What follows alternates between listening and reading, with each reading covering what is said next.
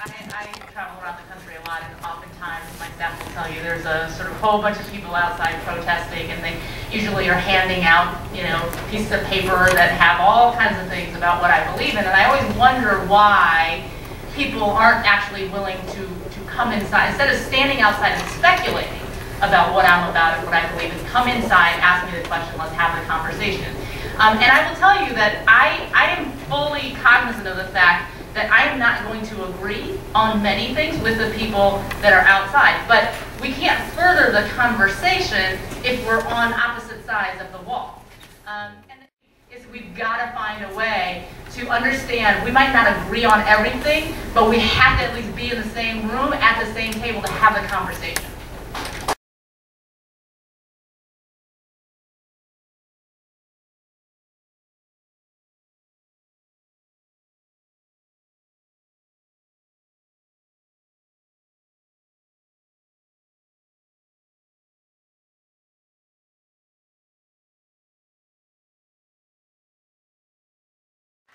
We will follow up online on the Common Core. We'll have everyone kind of address that in a way that they I like. am the opposition, and this was supposed to be a town hall. They know I'm here. I turned a question in. I did too. Okay, hold on. I would very much like to speak. Wait. Do we have your, what's your name? Terry Michael. Okay. And who else? Bobby Pearson. Beg your pardon?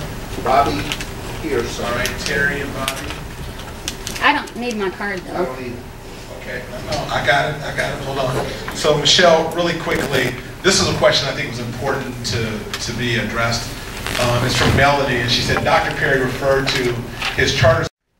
All right, great, so, Terry, if you can, where's Blake with the mic? Somebody have the mic? All right, Tracy, grab Terry the mic. I'm sorry, we're going overtime. Overtime, real quick, go ahead.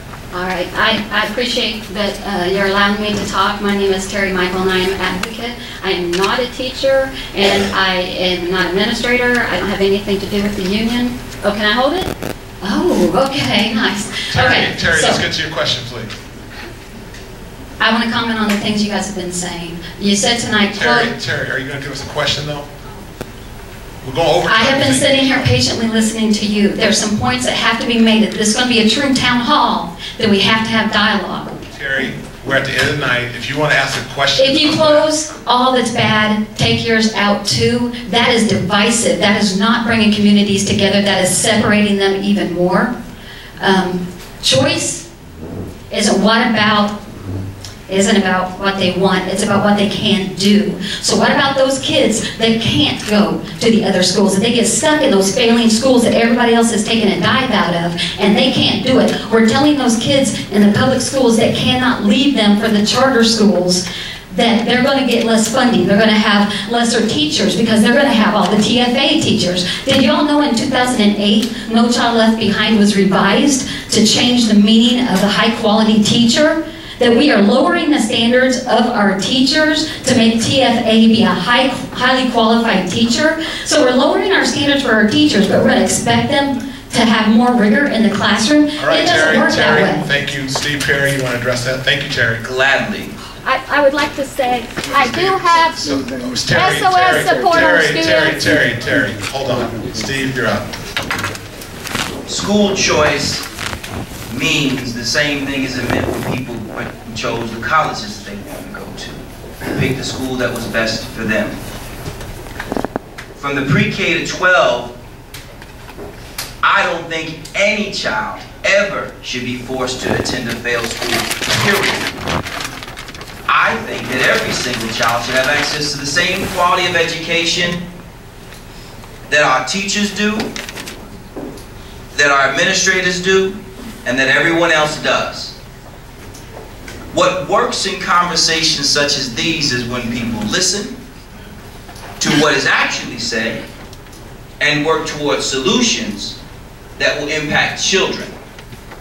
It becomes very important when we're having a conversation around school choice to understand that there's no single choice that we're pushing.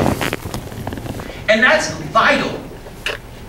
These notions, and I thought we covered this in the beginning, but it's all right if we got to wrap it up, because that's what you're going to start with the objective, end with the objective. So my thing is, you can talk about divisiveness all you want, but back to what Dr. Perry was saying, you are not, if you are willing to enroll your child, your own child, in a failing school, then you're allowed to be against vouchers and charters, whatever you want. But if you have your kids tucked up in a Tony private school or high-performance school somewhere, then you are not allowed to put in place policies that subjugate other people's children to a reality that you will never accept. You're not talking to me. That's not me. You're not talking to me. That is not me. You're not talking to me. Wait. This thing is getting way out of control.